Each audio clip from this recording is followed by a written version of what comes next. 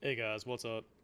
Jared here, Dex and Dice LLC, Ramblings of an LGS Owner, second video of the week. Don't get too accustomed to that. This is kind of a fluke. Maybe. I don't know. We'll see.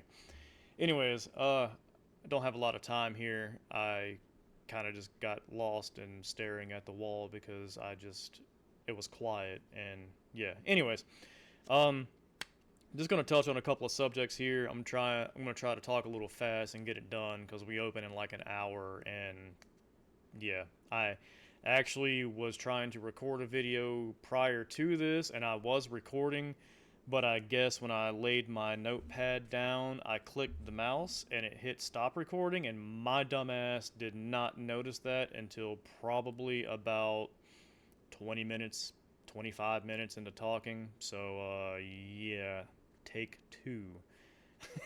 So, here we go. A lot of the shit that I've been seeing lately with some of the creators is selling on TCG. And I think I touched on this in like the last video or two or whatever about just general selling on TCG. But a lot of the shit that I've been seeing is like selling on direct. And direct is fine and dandy if you have the inventory for it and the people to actually make it happen. Um, it's it's one of those things where yeah, I can see where it makes things more profitable because you can sell stuff for a lot more on direct, but then TCG also takes 15, 20, 30, 45% of whatever you sell. So, it's a huge volume game with TCG, with Direct, as far as I'm concerned. It seems like it's easier, and I understand why people want to do it, where you just get your RI every like Monday, Wednesday, and Friday, or whatever it is, and then you just pick out those cards that sold, you ship them back to fucking TCG, and you get your money. Like it, easy peasy, I guess. But there's that 2% rule they have where like if you send them an RI and there's more than 2% that doesn't meet their criteria, or it's like a wrong version of a card or whatever, you get dinged. You can only get dinged a couple of times before you're booted out of the direct program. And like one of the dudes that I like to watch, he was kind of wigging out about like condition issues as far as near mint goes. And like it was like he was not really like, okay, he kind of freaking out, but anyways, like he made his employees watch the TCG grading video and all that good stuff, and like I don't know, seemed to be kind of like overly worried about it, which okay, sure. But like I told him, and then like Rob told him from RNG games, like, dude, just don't list shit at near mint. Just don't. List everything at lightly played. People who order from you will get a near mint card for a lightly played price, which arguably sometimes lightly played is more than near mint, so you've got that going for you. They receive a near mint card for a lightly played price, they're like, fuck yeah, and they're happy. They purchase a light played card, they receive a light played card, they're like, fuck yeah, they're happy. I don't necessarily see the problem with that, aside from if you've got some kind of like, I don't know, weird OCD or something to where you have to have every condition in that and they have to be exact and so forth, which if that's you, then I mean that's just you. Um, can't do much about that. But in my experience, it just eliminates a lot of bullshit. Like condition issues, the whole well actually crowd that's like, the corner's slightly dinged, there's a little scratch on the surface. This isn't near mint, it's a lightly played card. I want blah blah blah. Yeah, go fuck yourself. Like that's just being fucking petty. Unless you're a collector and you're gonna send that shit off to get graded or whatever. If you're a player, I get it. near mint is good, but if you're going to sit there and play with that shit, you're going to make it lightly played anyways. At some point in time, it's going to end up getting lightly played. Even if you fucking triple sleeve your fucking shit, there's always that chance where you're unsleeving and re-sleeving. You're going to drop the card, you're going to fucking maybe nick the corner of it, trying to put it in the sleeve. There's a whole bunch of other random dumb shit that can happen. So, anyways, um, so yeah, like I was just like, dude, just don't listen to anything near mint. Do it lightly played. You're arguably maybe missing out on a couple of bucks here and there per card, and I get it. Over 3,000 fucking cards, a dollar difference adds up, but you're not seeing that dollar difference all at once. Um, I hate when people do that stuff. Well, you know, if you save 25 cents a day, you'll end up blah, blah, blah, blah, blah. It's like, bro, yeah, but that doesn't have that big of an impact. Like, it really fucking doesn't. Now, if I'm a multi-million fucking dollar corporation and you tell me, hey, if you do this, you're going to save $5,000 a week, then yeah, okay, now we're kind of talking. But 25 cents a day, I can find an extra 25 cents in my fucking couch cushion or on the road somewhere or whatever. So, like, you know, you got to kind of look at what you're actually saving versus what you're actually saving with your time and effort and, you know, putting your employees or yourself through X, Y, and Z. Like, is it really worth it to do all that shit and still possibly get dinged for a near mint and have to refund a couple of dollar differences or a total fucking refund if they just want to be dicks about stuff? And, you know, to me, it's not. I would rather just list everything at lightly played. Like I said before, they request lightly played, they get near mint, near mint. They're like, fuck yeah. Request lightly played, they get it lightly played. They're happy. Everyone's happy. It just keeps moving on. There's not a lot of, well, actually bullshit going on. So that's something that I would kind of consider if you are currently selling on TCG or thinking about selling on TCG.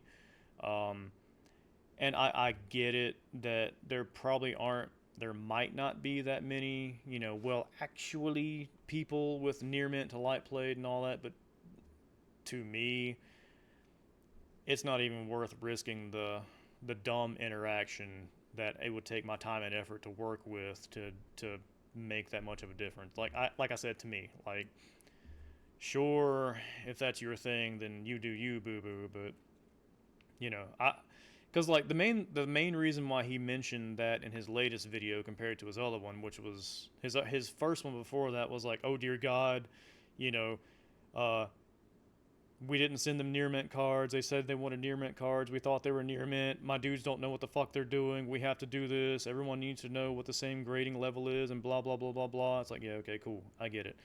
The second one was kind of like well, the near mint cards aren't selling as quick as they were before. And, you know, kind of wondering why. Um, and I don't know, like, I got nothing for that one aside from, like, I'd kind of like to. I don't know. I'd like to see TCG's like data breakdown, not just on the near mint sales, but like, and this is kind of not even pertaining to this now that I think about it, but like, I would like to see TCG's breakdown of how many like near mint returns and shit they get on condition issues versus like a lightly played. You know, like how often they have to deal with the, well, actually, people, you know, since it's direct, they deal with that. You don't. Like, I wonder how much, like, percentage it is, like, a refund amount or whatever versus, you know, near mint versus lightly played. Like, ultimately, on a long enough timeline, does it really only pan out to like maybe you make an extra $5 just selling near mint versus lightly played? You know, I don't know. That's just something I would kind of like to know about to see if it's even really worth listing everything at near mint. You know, now granted, if you have like a like a fucking $80 card or something, sure, risk it for the biscuit and list it at near mint or whatever because, it's an $80 card. Sure, I understand that. But, like, commons, uncommons, bulk rares, anything that's, like, under $20 or whatever, I bleh, lightly play that shit and move it up and move on. But, anyways, another thing that if you do decide to do the TCG outlet for selling shit, which by the way, in hindsight, retrospect, I probably should have said this too, do eBay instead. I love TCG. TCG makes shit simple and effective. Like that's probably the main reason why a lot of people do it. I love you, TCG. You're great for business. Don't take this as me slinging shade at you. But eBay, you arguably do make a bit more per listing and all. It's just listing things on eBay is a pain in the ass, man. Um, it's a pain in the ass. Time consuming and a pain in the ass. But you do end up making more. So like if you're thinking about starting up a TCG business or putting your current business on TCG, sure it's an avenue, but do eBay. Like for real. It's probably slightly harder to build up your customer base on eBay, but you end up making more because you can sell lightning bolts for like $3 all day fucking long on eBay, but you're lucky to even move lightning bolts for like a dollar 50. Um, but yeah, and also with eBay, you can actually list like full play sets of shit, and get your inventory moving that way. That's something else to consider. TCG, you just list a numerical value and go. So if someone does want to play a set, they just buy 4 from you and move on.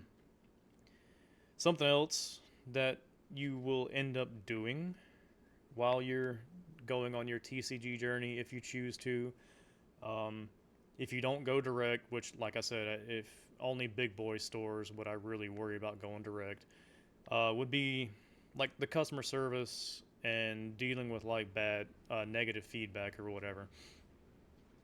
Uh, we've sold a little over 4,000 items. I know it's not a lot, but for us it's a lot, but compared to a lot of other shit out there, it's not. We've only got like one actual negative review, and that's because my dumb ass sent the card to the wrong fucking state.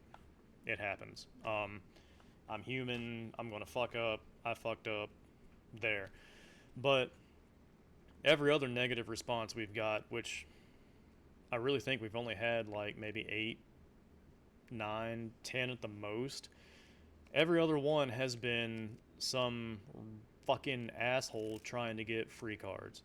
Um, and, once you figure that out, you just escalate the thread to TCG and let them look at it, let them look at the message history and everything. And like with us, when they side with us on them because it's kind of easy to see what they're trying to do. And I'm not going to give specifics because then if you are a scammer watching this, you'll know what to do. But like there's certain things inside the messages that just give off you're trying to get shit.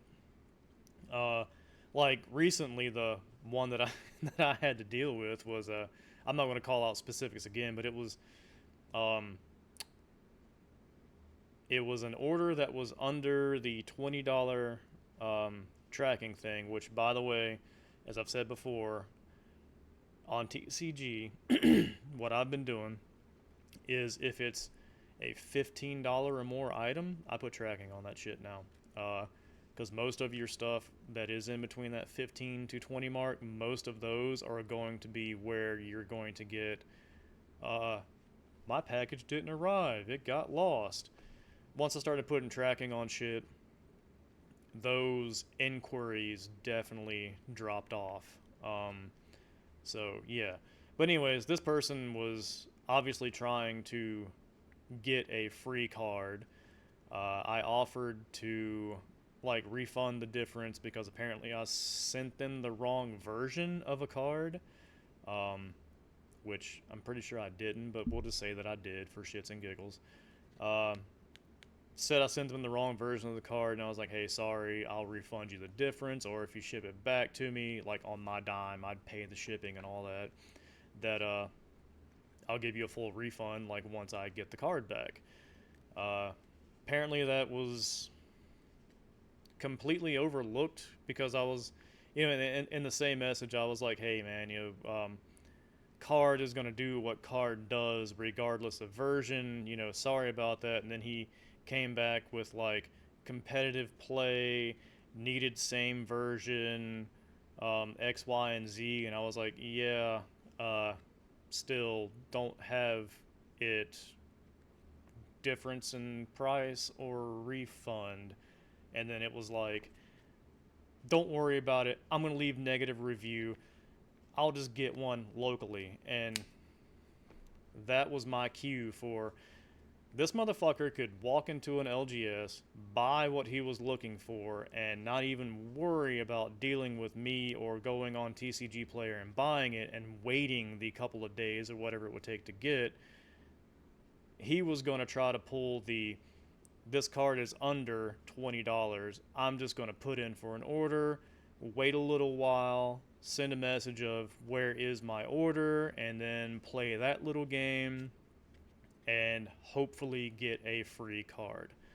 Um, so, yeah, I think they were just kind of taken back that I put tracking on the card, so they were struggling to find some reason to get a free card. But, tis what it is.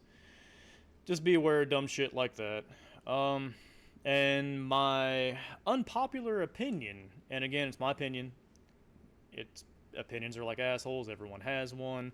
I'm not saying that my opinion is correct, but here goes. I honestly don't think that TCG should be offering, you know, Joe's Basement and Closet Card Emporium a slot to sell on their platform. And I just heard all of you tell me to go fuck myself. Fine, I get it, but hear me out. Joe's Basement and Closet Card Emporium is only having to pay for Joe's extra fucking bedroom in his apartment or the living room in his apartment or, house, basement, whatever the hell it may be. Joe's Basement and Closet Card Emporium is not having to pay for a whole ass fucking building and another whole ass fucking building that they actually live in, So, like, Joe's Basement and Closet Card Emporium can sell at rock bottom fucking prices, and completely just make it to where brick and mortar shops look at that price and they're like, nah, man, can't do that. And we shouldn't, and most of us hopefully won't do that. But I've seen a lot of race to the bottom agreeing shit. Anywho, not gonna go there. Um, but yeah, so because of that, I think TCG should legitimately only offer their services to brick and mortar shops. Uh, you know, Joe's Basement and Closet Card Emporium has eBay, Amazon, Channel fucking Snowball, Star Twinkle Games. Like, it's there are other places to go. eBay, um, to sling your side hustle out of. And as weird as it sounds, I don't think TCG would lose that much business because there are a lot of players that understand the critical fucking role that an LGS actually plays in the overall ecosystem of their hobby.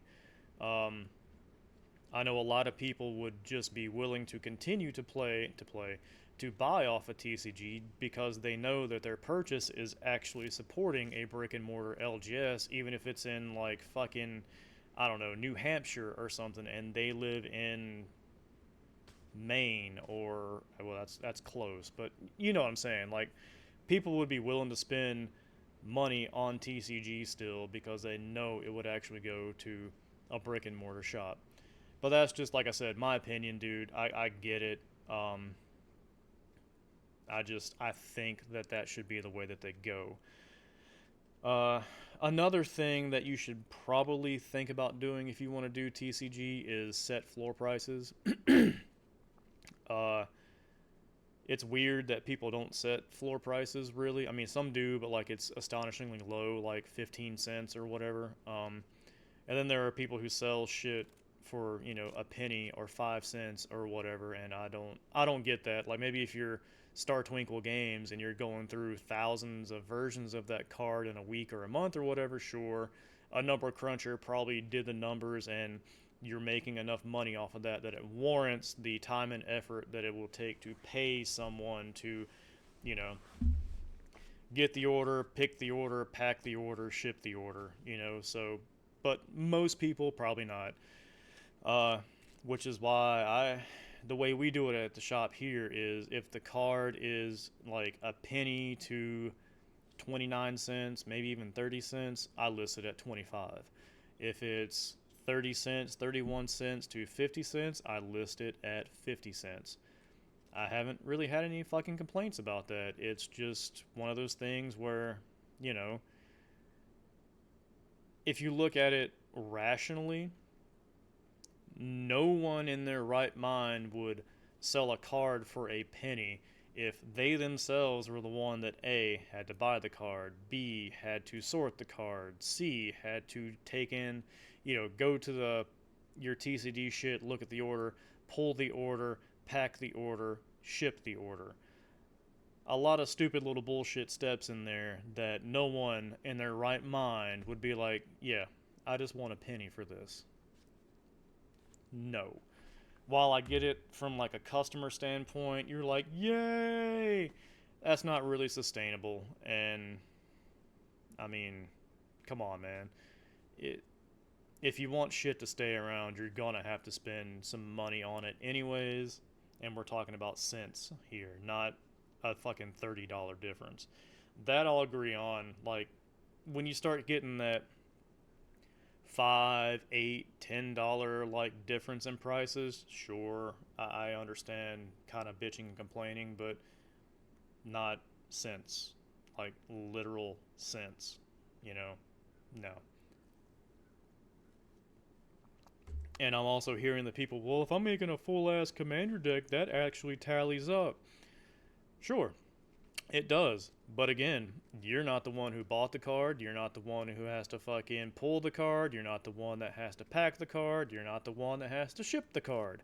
You're not the one that might have to deal with the whole fucking bullshit of if the stuff gets lost, you have no real like reliability on liability on that. It's all on us. If your 90 card fucking commander deck list that only tallied up to be $6 gets lost in the mail, you're not eating that $6. We're eating that $6. So, put shit in perspective, man. Quit trying to be like penny pinching little bitches. Jesus. Uh, but yeah, so like just try to put in a floor price, man. Like I can't help but think that if everyone would put in a floor price, TCG would be a lot healthier market for sellers. Like it would actually be worth selling everything you have on TCG and not doing a total race to the bottom. Um, but carrying on, because that was like fucking 20 minutes, and there's only about 30 more minutes, give or take, before I open. Gonna blow through this one. As I was said earlier in one of my other videos with like selling collections, I get it, guys. I really do. Um, you have price memory and you have some kind of like attachment, sentimental value with your collection. Um, but at the end of the day, it's most likely not worth what you think it is. And this is just me being fucking bluntly honest with you all, as you've all pretty much come to enjoy. Um, Especially in the market now, like shit's not as bad as it was, but it's definitely not as good as it could be.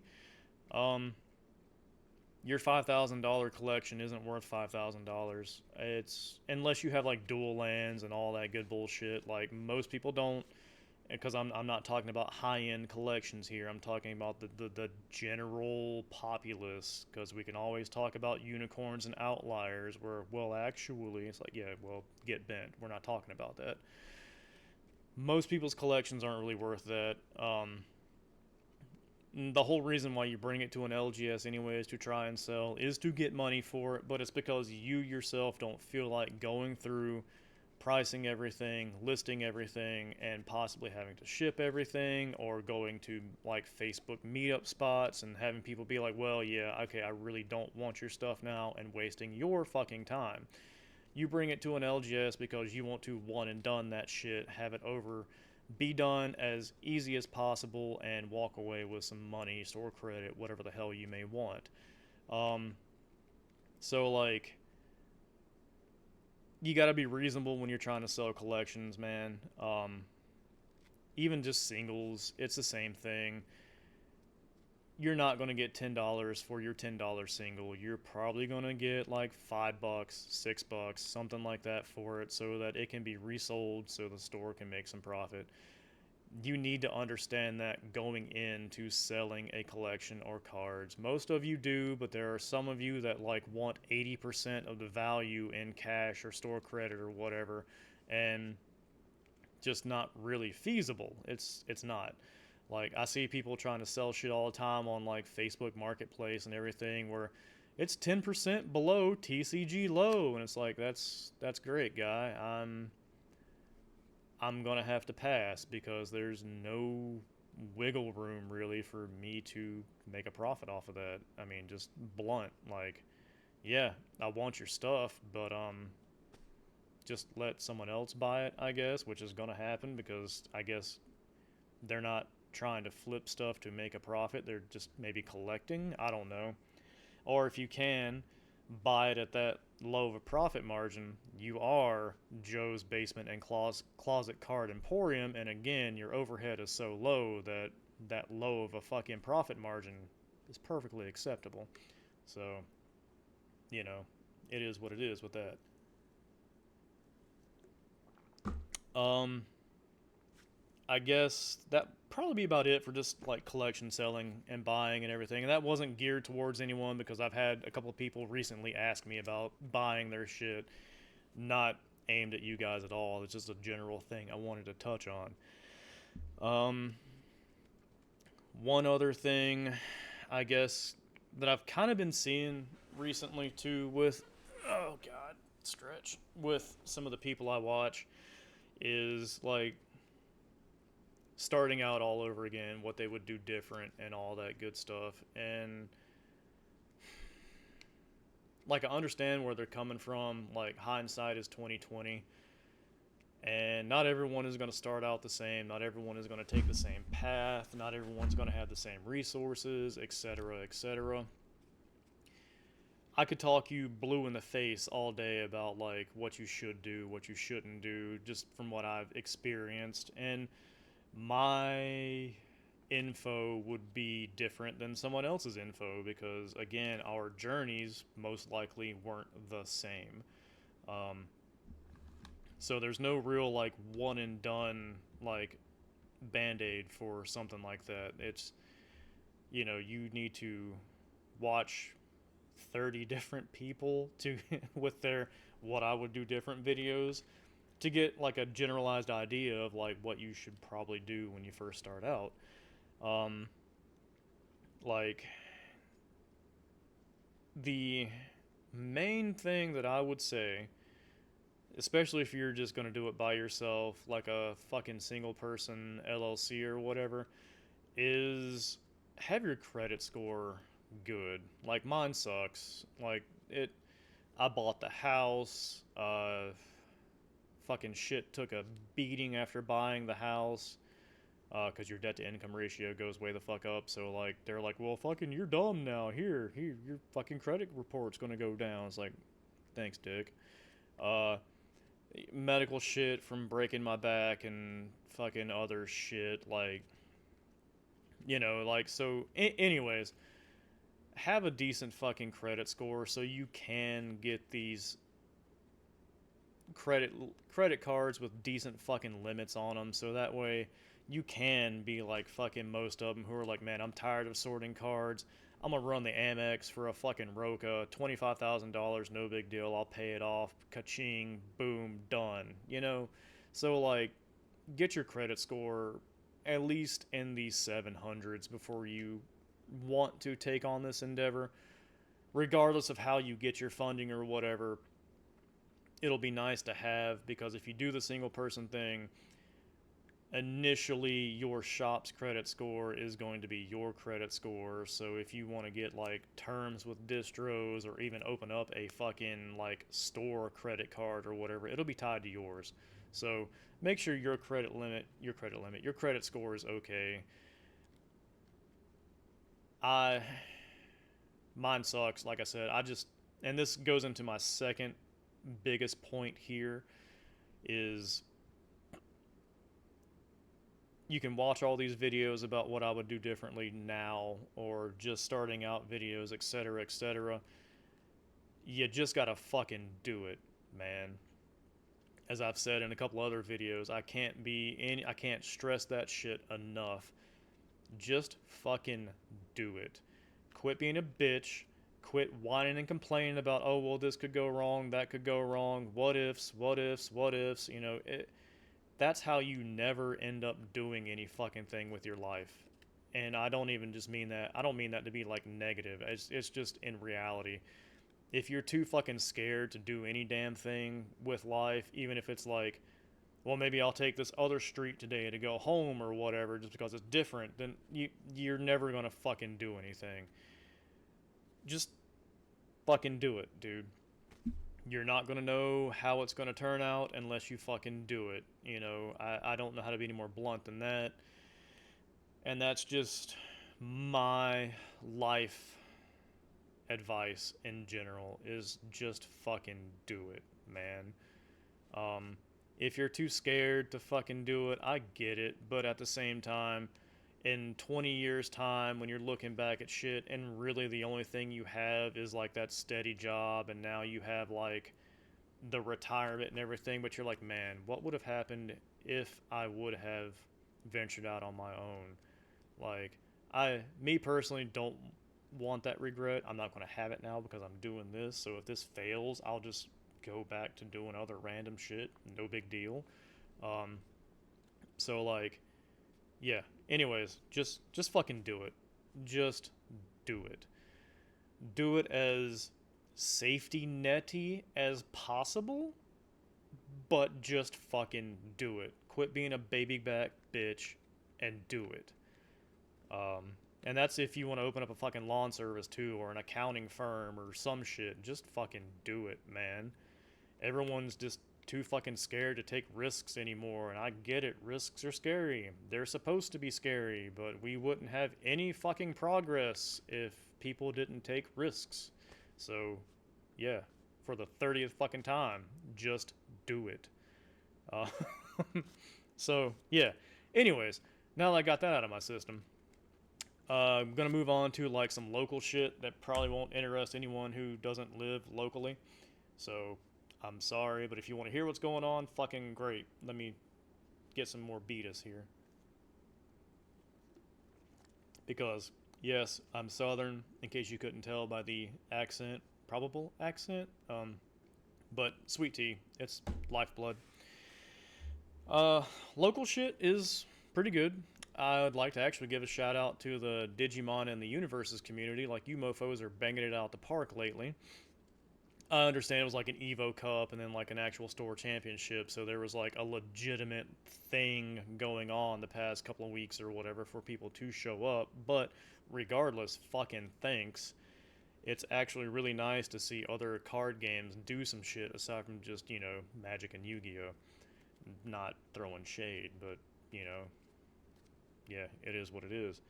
Uh, if shit keeps going the same way that it is, probably in another month or two, if the events are filling up nicely and all that, I will probably start carrying singles for these games, just because why the fuck not? So, there's a little carrot at the end of the stick there. If you want to see singles in the shop, keep showing the fuck up for these things, and I will support the shit out of it the best I can. Touching on or moving on to like our commander league or whatever, we're basically ditching the league aspect of it. In August, we're just going to start out with kind of like what it was initially, way back in the day when we started. It's just Friday Night Commander. $5 entry. The $5 gets you a ticket for our raffle. I'll raffle off random shit for that night. And, if you want to be part of the raffle, you have to be the pay to play part of shit, not the free play. Um, and, like, the only rules that are going to be are simple shit like 10 proxies. However, that's a caveat. Um, Fucking phone went haywire. That's a caveat because like you're supposed to have a rule zero conversation with your table to see like who's okay with what and all sorts of shit. So like the 10 proxy limit is literally just kind of there to give people who may be new to the game or might not know what is kind of acceptable for a proxy limit to have a number to go off of, like realistically, you know. Um, and if you like the 10 proxy rule, then fucking use the 10 proxy rule. Kind of more or less it's up to you guys. Again, the 10 proxy thing is just there for a guideline, realistically. Um, have your rule zero conversation before you start playing. The official commander ban list is, what we're doing. Um, the PC froze there for a second, so I really hope that shit was recording. Um, I'm not gonna repeat myself though, because that's gonna take a few minutes. Um, what was I saying? Oh yeah, yeah. Rule zero conversation. Have that rule zero conversation with your people at the table, and just kind of like, I don't know, um, you know, figure it the fuck out. Basically, is the whole gist of it. Because we were going to split it up into two, and then one for casual, one for CEDH, and I was on board with that, but then the more I thought about it, was like, motherfucker, that's a lot of nitpicking that we're gonna have to do on our end, and I was just like, no, no, no, no, we do enough as is, and I'm not gonna keep up with a ban list. Even though it would be kind of cool, arguably, to just have like content to put out, like hey, the ban list update for the shop this month or whatever. Like that would be cool. I just don't really want to put up the time and effort for that. So, um, like, sorry, not sorry kind of thing. Uh, I understand there are people that literally just want to come in and play jank shit. I mean, that's what I play. My decks are not geared to fucking win. Um, most of my decks are just table hate, and that's it. So yeah, but anyways, I get that some people want to come in and just have a casual experience, and some people want to come in and be like, man, I just built this shit. It's supposed to be really powerful. Let's go. So again, rule zero conversation your shit. Figure out what the pod is comfortable with running, what they're not comfortable with running, and that's gonna be it. Figure it the fuck out amongst yourselves. Also, something you should remember though is that if you just want to come in and punch down, like, cool, man, go you. Sorry your fucking daddy didn't hug you enough as a kid or some shit, but like, understand that eventually the flowers will arrange themselves and no one is going to want to play with you. So if you're cool with that, then come in and be an asshole for a little bit, and then I guess get angry and leave because no one wants to play with you. It's because you're an asshole. That's why no one wants to play with you. Or you get angry and leave because you have big fish, little pond syndrome. Like, why am I always targeted? Because you're a fucking threat. That's why you're always targeted. Like, come on now. Everyone quit being bitches.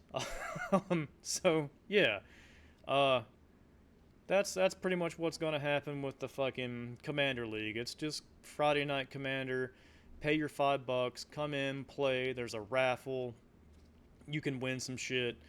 Odds are is I'll figure out some kind of another little dumb game to play ever so often, like some kind of a dice game or I don't know, like guess the card or some shit. You know, we'll figure something out. We'll make it fun. I'm not going to be a total dick and just have complete and total like well, complete and total chaos actually does sound kind of nice, but like, well, an organized chaos ish with you guys figuring it the fuck out.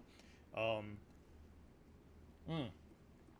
Another caveat to the Friday Night Commander: keep your fucking turns to at least like a 5 minute shit, man. Like, we get it. If you're learning a new deck, sure. Okay. Just let us know. But if you're just fucking sitting there dawdling, hand shuffling your shit, hmm, fuck you. Like, make your fucking turn. Do what you're supposed to do. If you're gonna win, be like, hey man, I'm gonna win. This is how I'm going to win. Any interactions, any way to stop this shit? No? Okay, good. Shuffle up and play again. Um, Everyone's getting really tired of that shit, dude. Your turn should not take 10, 15, 20 fucking minutes. That's just no.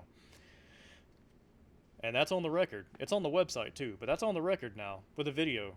Fuck y'all. Don't take 30-minute fucking turns.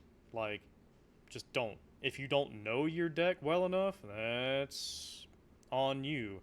If you literally built the deck to where you have to keep up with 80 fucking combat triggers and 40 upkeep triggers, and then you get to go back and do combat all over again and then take an extra turn after this, you're an asshole. You did it intentionally. Fuck you. Did I say you're an asshole again?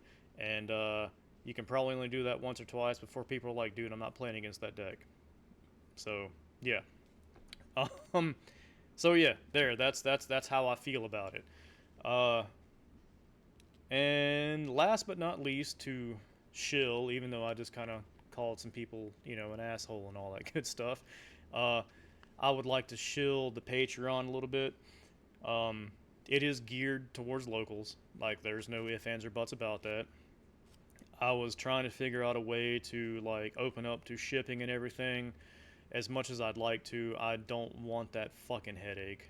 I really don't. Maybe further down the line, sure, but currently no. So the Patreon really is just geared towards locals. There are a few new tiers that were opened up, so if you guys want to check that shit out, the God tier, the Omni tier thing, or whatever I call it, um, is worth it. Honestly, if you look at everything, I know it's got a decent price tag attached to it, but what it offers you and what you can do with that, if you don't take advantage of that, I got nothing for you. Um, I know it's only going to be a couple of you that would want to do that, but like, you know, it would be a good way for you to get your foot in the door with actually trying to flip shit and make a profit. Um, so yeah, I even opened up a $1.50 tier, man, which is literally like, hey, I just found some change in my couch here, fucking do something with it. So like, for the people that are watching this that aren't local, and the people that I like sell shit to that I send a little thing with, if you just want to support a shop that's an actual shop, you know, that has an actual thriving community and people that like to come here and I like running it and all that, $1.50 a month is just like, here, you know, I like the cut of your jib. I can support an LGS for $1.50. You know, like, it's not going to break the bank. So, anyways, I think that's all I've got. We've got a whopping 22 minutes before we open, and I seem to have rambled enough. It's a big ass video. I apologize about that. But I guess I'll leave you with the same words of wisdom that I usually always do, and that is that life is not a dick. You don't have to take it so hard. You guys be safe out there, and I'll see you around the shop.